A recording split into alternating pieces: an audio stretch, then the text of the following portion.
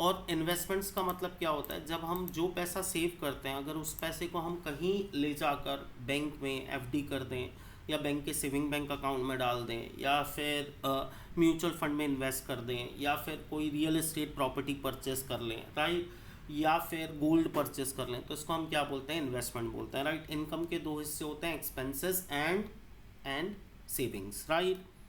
Right students, है ना, right students, Yes, sir. है ना। सेविंग्स एंड इन्वेस्टमेंट क्यों मैंडेटरी है एंड ऑल, ये हम डिस्कस कर चुके थे, ठीक है। अब अच्छा बताओ बेटा, असेट्स क्या होती है, what do you mean by asset, asset क्या होती है, what do you mean by Capital. Asset, asset का मतलब क्या,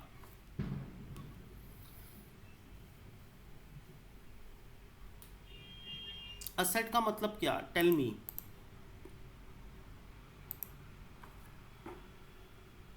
अरे Which स्टूडेंट्स, आप one? कॉमर्स स्टूडेंट्स हो ना, असेट का मतलब क्या। Sir, goods or capital? income, देखिए अगर मैं कॉमर्स के पॉइंट ऑफ व्यू से tangible and देखिए long-term देखिए अगर मैं कॉमर्स के पॉइंट ऑफ व्यू से देखूं, है ना, अगर मैं कॉमर्स के पॉइंट ऑफ व्यू से देखूं तो असेट का मतलब anything that I do belong, right, जो मेरे पास है, जो ओन्ड बाय मी है, राइट। अगर मैंने कुछ भी चीज़ ओन करके रखी है, जैसे मुंबई में मेरा एक फ्लैट है तो मेरी फ्लैट मेरी असेट है, राइट, राइट बच्चों, सही है ना, क्योंकि मेरा फ्लैट मैं ओन Yes. करता हूँ, राइट। मेरे पास एक टू व्हीलर है, that two wheeler is my asset, right, right student, सही बोल रहा हूँ ना, है ना, यस Yes. सर। है ना। yes sir, अगर मेरा एक मोबाइल फ़ोन पड़ा हुआ है मेरे पास, मेरा लैपटॉप जिससे मैं लेक्चर ले रहा हूँ, मेरी असेट है, right, right students. Yes, sir. sir. इसके साथ ना हम एक और बुक पढ़ना मैं मतलब चाहूँगा कि आप लोग पढ़ो, बहुत ही अच्छी बुक है, rich dad and poor dad, अगर आपने सुना होगा, रॉबर्ट कियोसाकी की बुक है, best book about financial literacy, ठीक है। मैं इसकी सॉफ्ट कॉपी आपके साथ शेयर करूँगा, डेफिनेटली पढ़ना। According to Robert Kiyosaki, and अगर इकोनॉमिक्स के पॉइंट ऑफ व्यू से बोलूँ तो मेरा घर मेरी असेट कभी नहीं हो सकता। लॉजिकल रीज़न क्या है पता है बेटा, मेरा घर क्या मेरे को कुछ पैसा कमा के दे रहा है, यस और नो, No, मेरा घर तो मेरे को खर्चे करवा रहा है, हर महीने मेरे को ईएमआई भरना होता है, राइट। तो जो चीज़ मुझे पैसा खर्च कराए वो मेरी असेट कैसे हो सकती है, सही बोल रहा हूँ स्टूडेंट्स, yes sir, सही है yes ना। sir, Yes, भले sir. कोई कितना भी बोले कि राहुल ये मोबाइल फ़ोन तेरी असेट, लेकिन इस मोबाइल फ़ोन को चलाने के लिए मुझे हर महीने इस मोबाइल का बिल भरना होता है, राइट। इस लैपटॉप, ये लैपटॉप मेरी असेट हो सकता है, राइट, क्योंकि इस लैपटॉप से मैं लेक्चर ले रहा हूँ, इससे मैं इनकम जनरेट कर रहा हूँ। अगर मैं इससे इनकम जनरेट कर रहा हूँ, ये एक इनकम जनरेटिंग असेट है, ये मेरी वेल्थ क्रिएट करेगी, मुझे और इनकम कमा के देगी, इस इनकम से मैं और इन्वेस्टमेंट्स कर सकता हूँ और आगे बढ़ सकता हूँ। तो क्या मैं बोल सकता हूँ ये लैपटॉप मेरी असेट है, यस और नो, yes sir, Yes, समझ में sir. आया। मतलब according to the financial literacy ये बोलते हैं कि जब भी आप पैसा कमाना शुरू करो, ठीक है, तो बहुत सारे फाइनेंशियल प्लानर हैं, वो तो ये बोलते हैं आप बेवकूफ़ हो जो घर खरीदते हो, घर नहीं खरीदना चाहिए। अगर आप घर खरीदते हो तो घर ऑन एन एवरेज 6 से 7% की रेट से एनुअली बढ़ता है। वही पैसा अगर अब आप म्यूचुअल फंड में लगा दोगे तो वो म्यूचुअल फंड आपको 12% की रिटर्न देगा, 12% पर एनम की रिटर्न देगा। तो जब आपको बेहतर रिटर्न देने के लिए स्टॉक मार्केट अवेलेबल है तो क्यों आप अपना पैसा घर में लगाते हो। घर का निवेश आपको वो रिटर्न कभी ऑफर नहीं कर सकता जो रिटर्न आपको कौन ऑफर करेगा बेटा, मार्केट ऑफर करेगा, ठीक है। और इनके हिसाब से असेट वो जो आपकी इनकम में इजाफा करे, मतलब इंक्रीज करे आपकी क्या बेटा, इनकम, ना कि आप पर खर्चे का बर्डन लेके आए। आज लोग मोबाइल फ़ोन खरीदते हैं, आईफोन खरीदते हैं, इतनी ईएमआई 10-12 हज़ार रुपये महीने की ईएमआई पे करते हैं, राइट। वो सोचते हैं मेरे पास आईफोन है, बट एग्जैक्टली ये आईफोन क्या है उनके लिए, खर्चों का घर, right, right students, yes right. sir, तो अगर Yes, हम sir. कॉमर्स के पॉइंट ऑफ व्यू से देखें तो असेट का मतलब क्या, कॉमर्स के पॉइंट ऑफ व्यू से असेट का मतलब anything which is owned by a person, right. अगर कोई व्यक्ति अपनी बैलेंस शीट में किसी भी चीज़ को असेट क्लासीफाई कर रहा है तो हम उसको क्या बोलेंगे कि उसकी असेट है, राइट, राइट स्टूडेंट्स। बट अगर हम फाइनेंशियल लिटरेट होकर सोचे तो मेरी असेट वो जो मेरे को क्या जनरेट करके दे, income, इनकम या income, ग्रोथ, राइट। मतलब कहना है से दैट गोल्ड मेरी असेट है। क्या मैं बोल Yes, सकता sir. हूँ गोल्ड मेरी yes sir, असेट है, क्योंकि गोल्ड का Yes, दाम sir. दिन ब दिन बढ़ रहा है। अगर मैं गोल्ड ओन कर रहा हूँ तो डेफिनेटली ये मेरी क्या है बेटा, असेट है, राइट? Right students? Yes. मेरा घर भी Yes, sir. मेरी असेट है, क्योंकि ये घर ग्रो करेगा, इसकी वैल्यू ग्रो करेगी, ठीक है। लेकिन कंपैरेटिवली गोल्ड और घर बेहतर असेट नहीं है स्टॉक से, क्योंकि स्टॉक जिस रेट से ग्रो करेगा उस रेट से घर और गोल्ड ग्रो नहीं कर सकता। सही बोल रहा हूँ? Yes, sir. सही बोल रहा हूँ, है ना? Yes, तो sir. मतलब इन्वेस्टमेंट करते समय अगर मैं किसी भी असेट में इन्वेस्ट कर रहा हूँ, ठीक है, तो इन्वेस्ट करते समय मुझे पहली चीज़ क्या सोचनी चाहिए कि एग्जैक्टली ये असेट है या असेट नहीं है। अगर मैं आईफोन परचेस कर रहा हूँ तो being a financially literate person, क्या मुझे आईफोन परचेस करना चाहिए? क्या आईफोन मेरे लिए एक असेट बिल्ड करेगा? येस और नो? No, sir. नो। तो मुझे क्या आईफोन परचेस करना चाहिए? Obviously no. No, right? लेकिन मैं एक यूट्यूबर हूँ, ठीक है, और मैं हाई क्वालिटी कंटेंट यूट्यूब में पोस्ट करता हूँ, और मेरे कंटेंट वीडियो क्वालिटी पे और ऑडियो क्वालिटी पे बहुत ज़्यादा डिपेंड करते हैं। क्या मुझे एक अच्छे माइक पे और अच्छे कैमरा पे इन्वेस्ट करना चाहिए? येस और नो? Yes, sir. Yes, क्योंकि sir. वो मेरी क्या होगी? असेट होगी, राइट? Asset. राइट। तो जब भी आप अपना पैसा खर्च करो, किस पे खर्च करो? Asset. अगर आप असेट पे पैसा खर्च करते हो तो असेट आपके लिए क्या बिल्ड करके देगी? आपको Income. इनकम। और अगर वो आपको इनकम बिल्ड करके दे रही है तो वो आपकी क्या है? असेट। अगर वो आपके लिए खर्चे Asset. लेके आ रही है, आपके खर्चे लेके आ रही है, तो वो आपकी असेट कभी भी नहीं होगी, right? Right students? Yes. Yes, Yes. sir. Clear हुआ? समझ में आया मैं क्या पढ़ा रहा हूँ? तो एग्जैक्टली NISM के पॉइंट ऑफ व्यू से, फाइनेंशियल लिटरेसी के पॉइंट ऑफ व्यू से, हर बार जब भी हम कोई खर्चा करें तो पहले पूछे क्या कि ये खर्चा एक असेट क्रिएट करेगा या ये खर्चा एक लायबिलिटी क्रिएट करेगा, राइट? अगर खर्चा आपके लिए असेट क्रिएट कर रहा है मतलब आप अपना कौन सा ब्लॉक बिल्ड कर रहे हो बेटा? Income block, right? और अगर खर्चा आपके लिए एक एक्सपेंसेस बिल्ड कर रहा है, राइट, ये खर्चा आपके लिए और एक और एक्सपेंस बिल्ड कर रहा है, मतलब आप कौन सा कॉलम बिल्ड कर रहे हो? अपना खर्चों का column, right? Right students? Clear है? Yes, sir. Yes, है Yes. ना? sir. अब दूसरी इंपॉर्टेंट बात पता है बेटा, एक इंसान अपनी लाइफ में दो कैटेगरी की इनकम कमाता है। एक होती है पैसिव इनकम और एक होती है एक्टिव इनकम। कितने कैटेगरी की इनकम कमा सकते हैं बेटा हम? दो. पैसिव और एक्टिव। कितनी इनकम? पैसिव और एक्टिव, ठीक है। याद रखो बेटा, फाइनेंशियली स्ट्रांग आप तब बनोगे जब आपकी पैसिव इनकम ज़्यादा होगी, आपकी एक्टिव इनकम कम होगी। अभी सपोज मैं तुम्हारा लेक्चर ले रहा हूँ, लगातार मैं पिछले 1-1.25 घंटे से आपको पढ़ा रहा हूँ, ठीक है, लगातार मुझे ये इनकम जनरेट करने के लिए काम करना पड़ रहा है, राइट? तो जिस इनकम को कमाने के लिए मुझे काम करना पड़े वो कौन सी इनकम होगी बेटा? Active income. कौन सी इनकम? Active income, right? सही बोल रहा हूँ ना?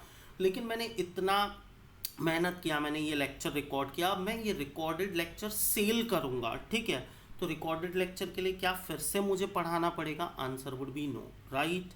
Right student? सिर्फ मुझे क्या सेल करना है? अपने रिकॉर्डेड लेक्चर सेल करना है, भले मैं उसको चीप रेट में सेल करूं, कोई फ़र्क नहीं पड़ता। बट अगर मैं मेरे रिकॉर्डेड लेक्चर सेल करके कोई इनकम कमाता हूं तो वो कौन सी इनकम होगी बेटा? Passive income. कौन सी इनकम होगी? पैसिव। समझ में आया? Passive. क्लियर हुआ? कितने कैटेगरी की इनकम है बेटा? एक्टिव और Yes, sir. Passive Two income, categories. Right? Active income वो जिसके लिए मुझे मेहनत करनी होती है, पैसिव इनकम वो जिसके लिए मुझे कोई मेहनत करने की ज़रूरत नहीं है। अब देखो, अगर मैं गोल्ड में इन्वेस्ट कर रहा हूँ, गोल्ड का प्राइस बढ़ रहा है, तो क्या उस गोल्ड के प्राइस को बढ़ाने के लिए मुझे मेहनत करनी पड़ रही है? नहीं, राइट? तो गोल्ड से मिली हुई इनकम कौन सी इनकम होगी? Passive income. मैंने किसी कंपनी के स्टॉक में पैसा लगाया, वो मुझे डिविडेंड बांट रहा है, उस स्टॉक का प्राइस बढ़ रहा है, कौन सी इनकम है मेरी? एक्टिव। अरे कैसे एक्टिव इनकम हुई बेटा? शेयर कंपनी का बढ़ रहा है तो क्या शेयर के बढ़ने पर मेरा कोई रोल या मुझे कोई काम करना पड़ रहा है क्या शेयर के बढ़ने के लिए? Answer would be no, right students? Clear हुआ है ना? अगर मैं एक प्रॉपर्टी लेता हूँ, सपोज मेरा एक फ्लैट है ऑलरेडी मुंबई में, मैं दूसरा फ्लैट लेता हूँ, दूसरे फ्लैट को भाड़े पे चढ़ा देता हूँ, भाड़े की इनकम कौन सी इनकम होगी? Passive. पैसिव। कौन सी इनकम नहीं होगी? Active income, Passive. राइट? समझ में आया अच्छे से? क्लियर हुआ? Yes. तो जो शुरुआती आपकी एज है, अभी देखो आप 20s के हो, जब 23-24 में अपनी जॉब में सेटल होगे, थोड़ा बहुत फिक्स्ड हो जाओगे, तो आपको क्या करना चाहिए? हर पेनी खर्च करते समय सोचो ये पेनी क्या क्रिएट कर रही है? आपके लिए असेट क्रिएट कर रही है या आपके लिए लायबिलिटी क्रिएट कर रही है, राइट? आप ये मत समझो कि आप हमेशा जो चीज़ परचेस कर रहे हो वो आपके लिए एक असेट है। आप सोचो जो भी चीज़ आप परचेस कर रहे हो वो आपके लिए पैसिव इनकम जनरेट करके देगी या नहीं देगी। राइट, राइट स्टूडेंट्स, है ना। अगर आपके Yes, लिए sir. वो पैसिव इनकम जनरेट करके दे रही है तो वो आपको फ्यूचर में क्या बनाएगी, वेल्दी। राइट, अदरवाइज आपको वो क्या करेगी, कंगाल करेगी। Right, right students. Yes. तो जब भी हम असेट की बात करते हैं हम किसकी बात करते हैं बेटा, इनकम जनरेटिंग असेट, ना कि एक्सपेंसेस जनरेटिंग असेट। राइट, समझ में आया, Yes. है ना। Yes, और sir. जब भी हम इनकम की बात करते हैं हम कितने कैटेगरी की इनकम की बात करते हैं, 2 कैटेगरी की इनकम। कितने कैटेगरी की इनकम है बेटा, 2 कैटेगरी की। दो. कौन कौन सी income, active Passive or income, active? Passive. Passive, right, active. कोई भी बंदा कब वेल्दी बनता है, अगर उसकी पैसिव इनकम ज़्यादा है या एक्टिव इनकम ज़्यादा है, Passive income. Passive income. Passive right, क्योंकि income. पैसिव इनकम के लिए आपको क्या नहीं करना पड़ता बेटा, मेहनत. मेहनत। राइट, और ये मतलब ये एक तरीके से कि आपने एक पौधा लगाया, उसको सालों तक पानी दिया और बाद में ये पौधा आपको क्या दे रहा है, फ्रूट्स दे रहा है। राइट, क्लियर हुआ। Yes, Yes, sir. sir. Even इतना कॉशियस होना चाहिए कि अगर आप मार्केट से एक पानी पूरी खा रहे हो 30-40 रुपए खर्च करके, तो आपको ये सोचना चाहिए कि ये 30-40 रुपए मेरी हेल्थ डिटीरियोरेट करेंगे।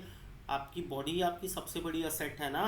राइट, आपकी हेल्थ डिटीरियोरेट करेंगे या फिर इस 30 रुपीज़ को मेरे को किसी अच्छे स्टॉक में लगा देना चाहिए। ये stock over a period of time grow होगा और डेफिनेटली मेरे को क्या जनरेट करके देगा, पैसिव इनकम। राइट, क्लियर है। It's Yes, being, sir. इसको Yes, बोलते हैं sir. बेटा, इसको बोलते हैं विजडम, नॉट माइजर। ठीक है, आप माइजर नहीं हो। आप क्या सोच रहे हो, विजडम, अपनी बुद्धि का इस्तेमाल कर रहे हो और आप सोच रहे हो क्या, मेरा हर पेनी वहां पर खर्च हो जो क्या क्रिएट करे, इनकम जनरेटिंग असेट, ना कि क्या एक लॉस जनरेटिंग अपॉर्चुनिटी। राइट, समझ में आ गया, क्लियर हुआ, Yes, sir. है ना। अब व्हाट इज फाइनेंशियल प्लानिंग, क्या होगा बेटा फाइनेंशियल प्लानिंग। आप क्या प्लान कर रहे हो, अपने फाइनेंसेस प्लान कर रहे हो, क्या प्लान कर रहे हो आप, अपने फाइनेंसेस प्लान कर रहे हो। राइट, अब Finances. फाइनेंस का Finance. मतलब क्या हुआ, आप देख रहे हो कि भाई कितना पैसा मैं खर्च करना चाहता हूँ, कितना पैसा मैं सेव करना चाहता हूँ। सेव करने के लिए भी वैरायटी ऑफ असेट्स अवेलेबल है। क्या अवेलेबल है बेटा, इन्वेस्ट करने के लिए variety of Variety of assets पड़ी assets. है ना। वैरायटी ऑफ असेट में सबसे पहली असेट, सबसे कंजर्वेटिव कौन है बेटा, बैंक एफडी। राइट, राइट बच्चों।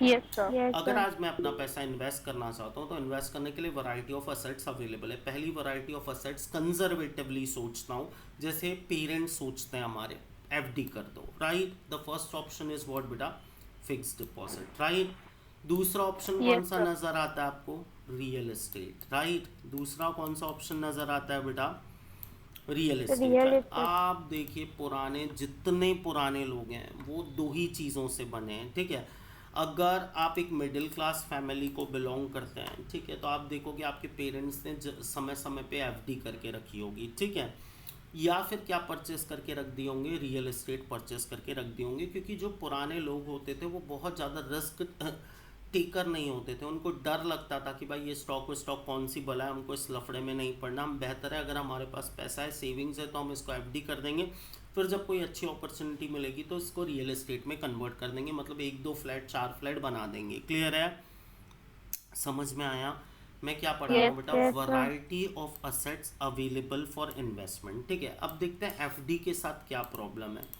एफडी के साथ प्रॉब्लम मैं आपको कल बहुत अच्छे से समझा चुका था कि भारत में जो इन्फ्लेशन रेट चल रही 5 से 6% के बीच। ठीक है, एफडी आपको 7 से 8% का एनुअल रिटर्न देती है। तो जितना पैसा आप कमाते हो, सपोज आपको एफडी ने 7.5% रिटर्न दिया और भारत में अभी 5% इन्फ्लेशन रेट चल रही, तो नेट आप कितना परसेंट कमा पाए बेटा, एफडी से कितना परसेंट कमा पाए, 2.5%। राइट, राइट बच्चों, सही है Yes, ना। sir. Yes, और वो sir. भी टैक्स वैक्स काट लो तो फिर कुछ भी आपके हाथ में नहीं बच रहा। राइट, तो एफडी के साथ सबसे बड़ी प्रॉब्लम ये है कि बैंक इंडिया में बर्बाद हो चुका है। बैंकिंग सेक्टर सबको पता है, विजय माल्या की हिस्ट्री सबको पता है, नीरव मोदी की हिस्ट्री, सब टोपी पहना के बड़े बड़े बैंक्स को भाग चुके हैं और बैंक बेचारा बड़ी मुश्किल से अपने लॉसेस कवर कर रहा है। बैंक लॉसेस कवर कैसे करेगा, तो भाई bank rate of interest come offer करेगा, चार्ज ज़्यादा करेगा लोन्स पे, तभी तो इस गैप से वो अपने लॉसेस कवर कर पाएगा। राइट,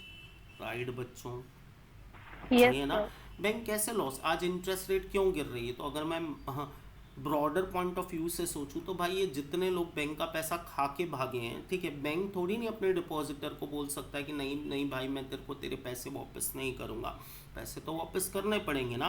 तो बैंक क्या कर्टेल करेगा, क्या कम करेगा, रेट ऑफ इंटरेस्ट कम करेगा, राइट। अगर बैंक रेट ऑफ इंटरेस्ट कम करेगा, ठीक है, तो सीधी सी बात है उसका खर्चा कम होगा, खर्चा कम होगा तो सेविंग्स बढ़ेगी, सेविंग्स बढ़ेगी तो उसके लॉस कवर अप होंगे, राइट। राइट बच्चों, Yes. मतलब इन फ्यूचर भी मुझे समझ में नहीं आता कि बैंक आपको क्यों अच्छी रेट ऑफ रिटर्न ऑफर करेगा। तो बैंक में इन्वेस्ट करना मतलब अपने पैसे को नुकसान करना है।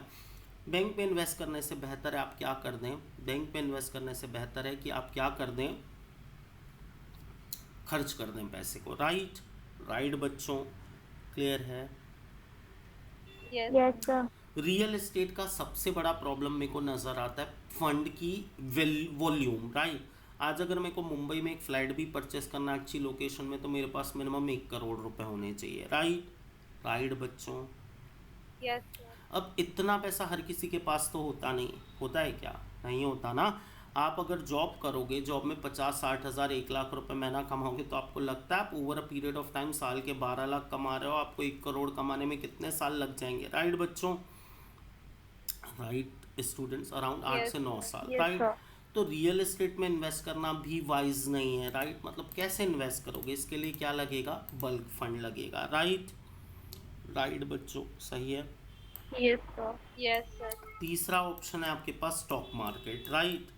तीसरा कौन सा ऑप्शन है बेटा, स्टॉक मार्केट, Stock राइट। लोगों का अप्रोच बहुत गलत होता है जब भी हम स्टॉक मार्केट की बात करते हैं। स्टॉक मार्केट का सबसे बड़ा प्रॉब्लम ये है कि स्टॉक मार्केट में इन्वेस्टमेंट बहुत रिस्की है, राइट। जमाने भर के यूट्यूब मेंटोर्स अवेलेबल हैं, बोलते हैं हमारा कोर्स ज्वाइन करो, हम स्टॉक में इन्वेस्ट करना सिखाएंगे, और आप इन्वेस्ट करोगे और आपके पैसे वैनिश, राइट। राइट स्टूडेंट्स, है ना। स्टॉक Yes, मार्केट में sir. Investment Yes, sir. बहुत रिस्की, रिस्की इसीलिए क्योंकि अगर आप सही बिजनेस को चूज़ नहीं करते तो अगर आप गलत बिजनेस में पैसा लगा रहे हो तो गलत बिजनेस क्या करेगा, आपका पैसा गलत जगह इस्तेमाल करेगा, गलत जगह इस्तेमाल करेगा तो उसको नुकसान होगा, उसका नुकसान होगा मतलब अल्टीमेटली आपने स्टॉक परचेज किया है तो किसको नुकसान होगा, आपको नुकसान होगा, राइट।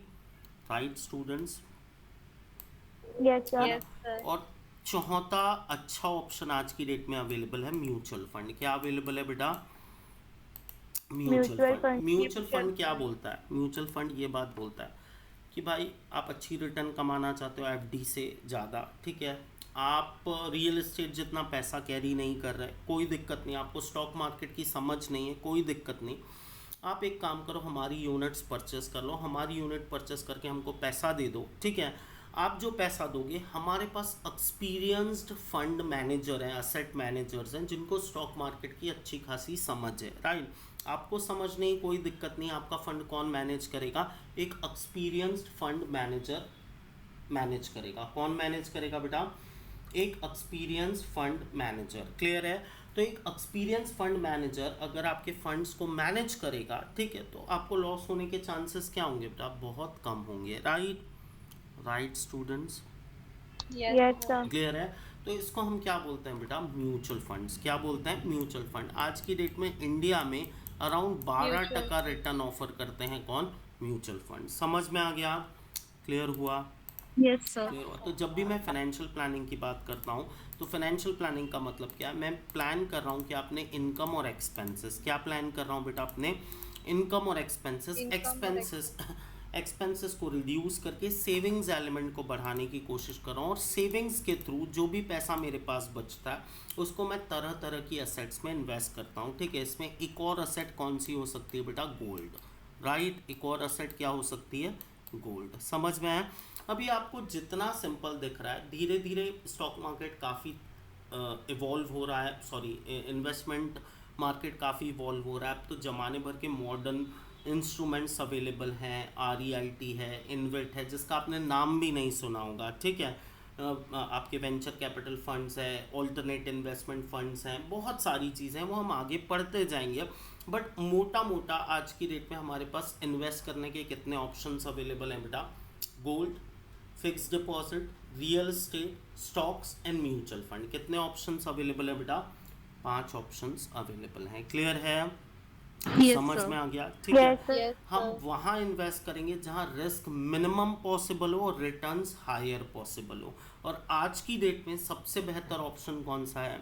म्यूचुअल फंड, क्योंकि यहाँ रिस्क मिनिमम पॉसिबल है। रीज़न बीइंग, जो बंदा फंड मैनेज कर रहा है वो बहुत ही एक्सपीरियंस बंदा है, राइट?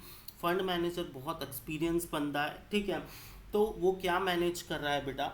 आपके फंड्स मैनेज कर रहा है। और कहाँ पर लगा रहा है आपसे पैसा लेके? स्टॉक मार्केट में। स्टॉक मार्केट जो काफ़ी अच्छी रिटर्न्स ऑफर करता है, ठीक है। उन रिटर्न्स में सारे खर्चे काट कर आपको ऑन एन एवरेज कितनी रिटर्न ऑफर कर रहा है बेटा? ये 12%। क्लियर है? सबसे बेहतर return with low risk is what? Mutual fund. तो आज की डेट में सबसे ज़्यादा यूथ कहाँ पर पैसा इन्वेस्ट करते हैं? म्यूचुअल फंड्स में। क्लियर हुआ? समझ में आया?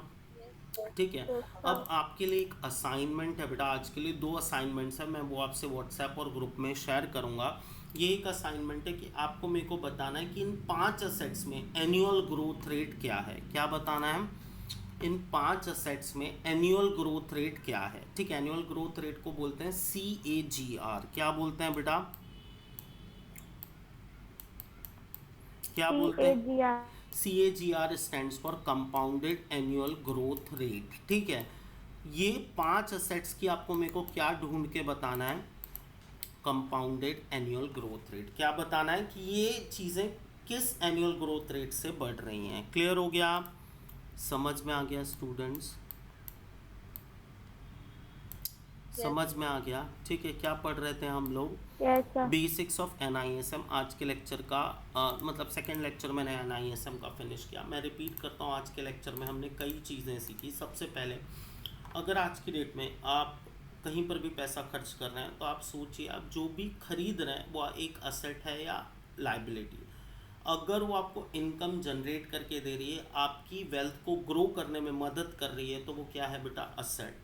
अगर वो आपकी वेल्थ को ग्रो नहीं कर रही है, आपको इनकम जनरेट करके नहीं दे रही है, तो वो आपकी क्या है? लायबिलिटी। आप कैसे भी उसको क्लासीफाई करो कि नहीं नहीं मेरा आईफोन तो मेरी असेट है, वो असेट नहीं है जब तक वो आपको ग्रोथ ना दे या फिर आपको क्या जनरेट करके ना दे? इनकम जनरेट करके ना दे, राइट?